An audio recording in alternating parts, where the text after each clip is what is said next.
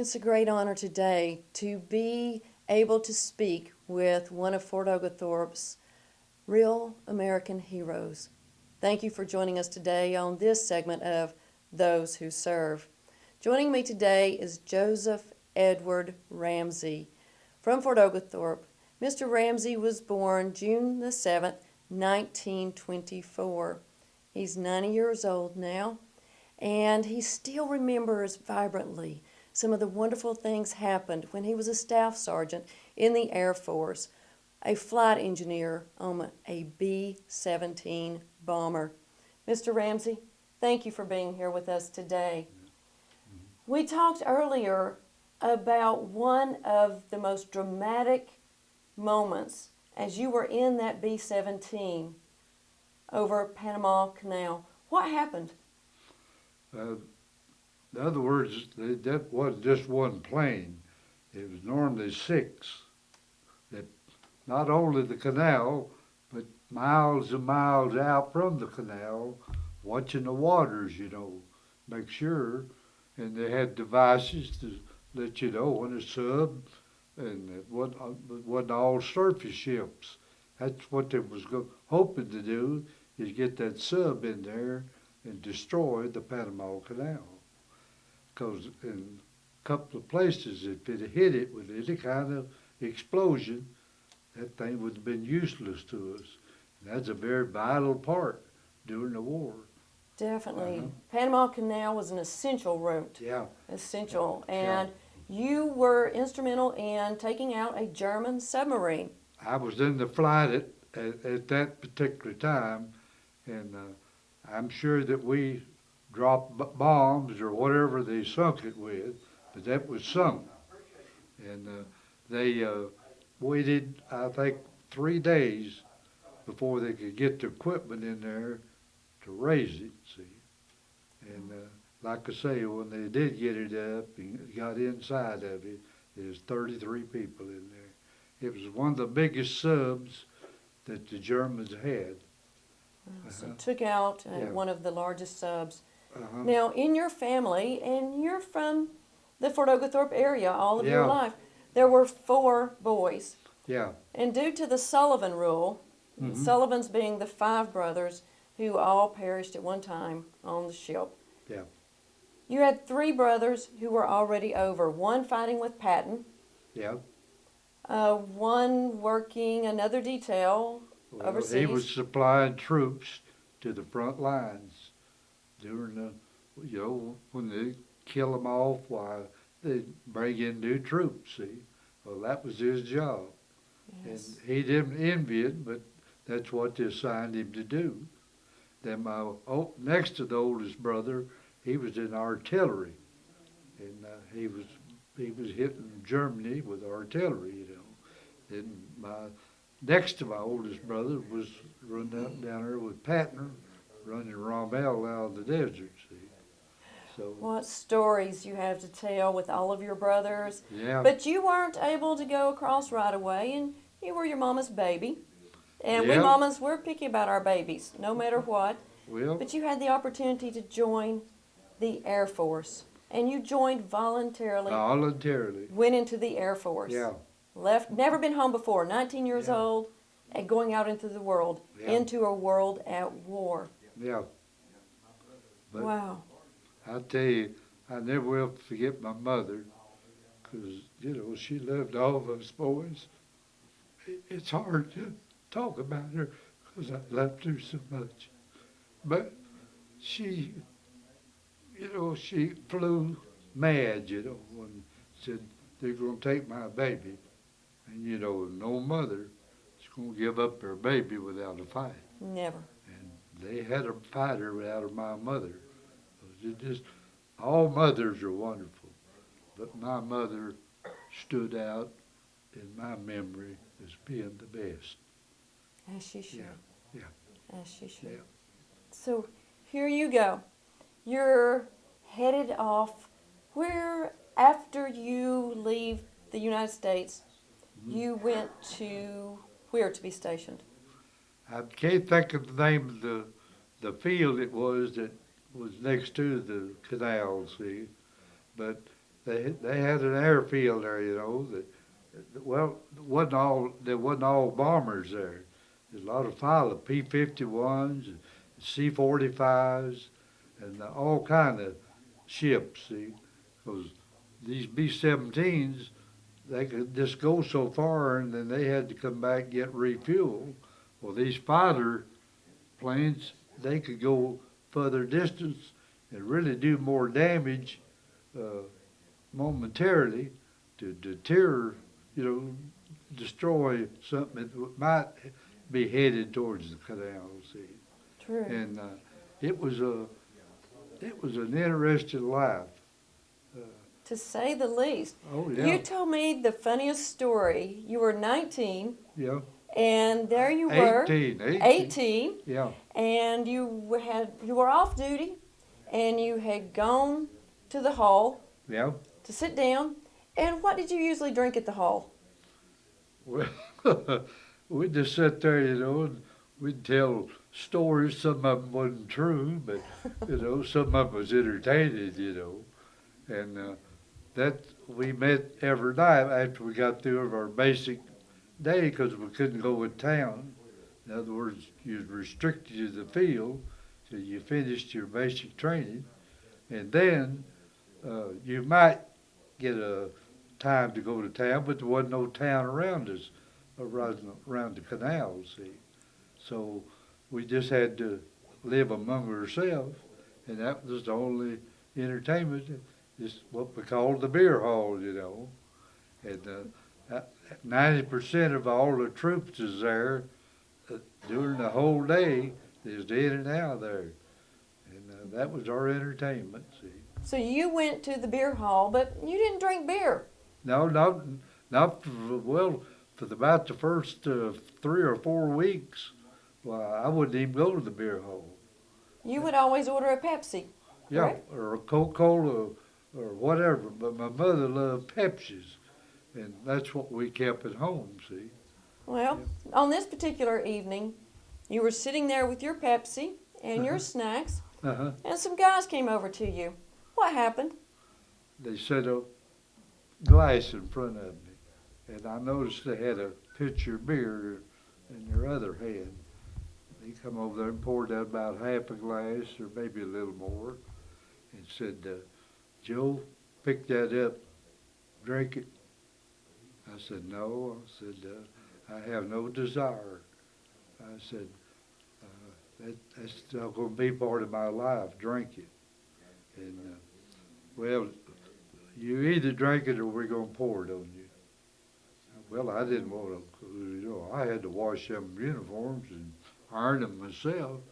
I said, well, I don't want you to pour it on me. I'll just taste it. So I held my nose, and tasted a little of it, and I didn't like the taste of it. I set it down in a hurry. I said, that's not for me. Well, they waited a little bit, and they added a little more in there. Pick it up again. Well, I knew if I didn't, I'd get drowned. So the second time I hesitated a little bit, and got to taste it a little bit. Tastes pretty good. Oh, dear. Yeah. So I set it back down. Them boys said, what do you think of it? I said, I've never tasted anything like it. But I said, it's got a pretty good taste. I think I'll drink a little more of it.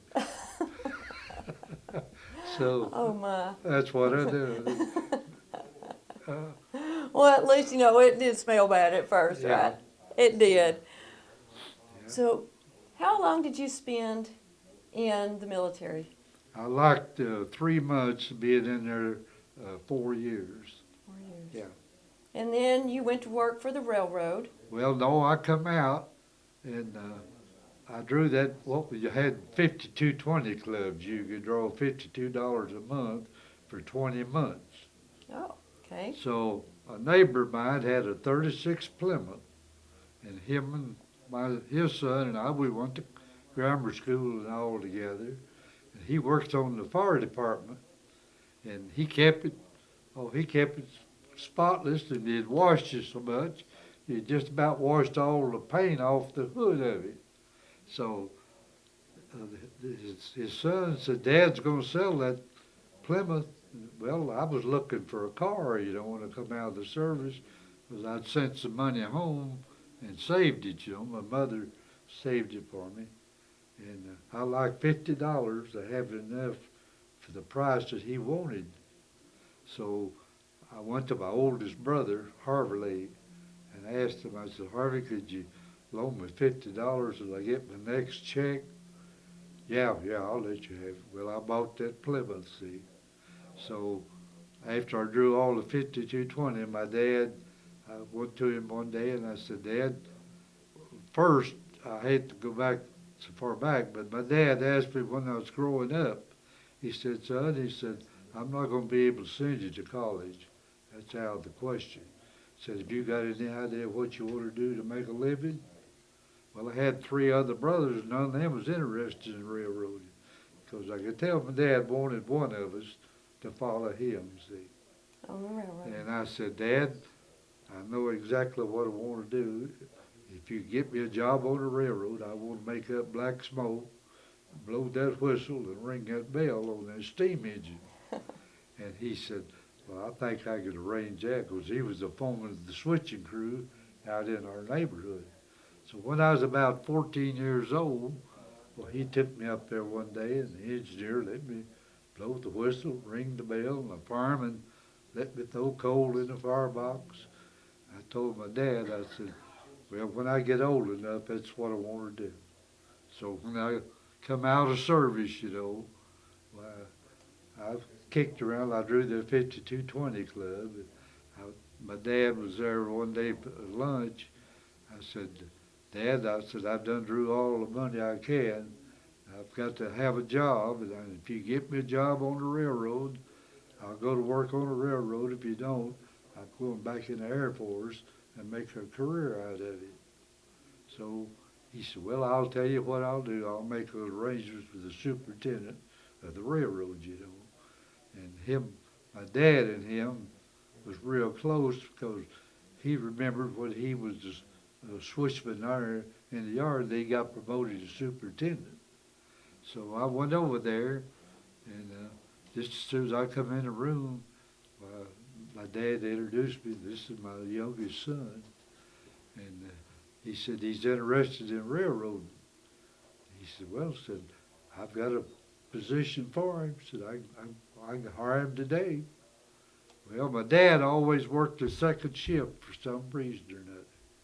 So my dad, we stayed there for a while, and he told the superintendent, he said, I'm going to have to leave you and my boys. Said, I've got to get to the terminal station, because he switched passenger trains, Mm-hmm. So he left me and the superintendent there, And he said, well, son, I'll get the clerk to make out the papers. You go to club it on the main line. I said, sir, I don't want to start off being hard to get along with or misunderstood. But I said, my dad told me, if you ever go on the main line and you ever meet the right girl, you won't have much of a married life. And I said, but I told my dad, I said, I don't know the girl right now, but I sure wouldn't want to marry a girl and not be able to be with her, see. So sure enough, he said, I'll put you in the yard. So I was switching industries in the yard, see. So started your railroad career. Yeah. You've had a wonderful career, military and railroad. What would you tell young people today? Well, I'll tell you, the young people are a different group from when I come up. That's what's wrong with our world now. They've sold their soul for a dollar bill. And see, my son, we gave him everything that he thought of. My wife came from a broken home. She never had the love of a mother or a dad. Mm-hmm. And my son, that's the only child she could have. And she worshiped the ground as he walked home. I had a wonderful wife. We had 53 years of good marriage. I never mistreated her. Anything that we ever went to do, we sat down and talked about it. And if we didn't agree, we put it over to the side, see. And then as time went on and we felt like we wanted to get back into what we had sidetracked a little, well, then we'd do it.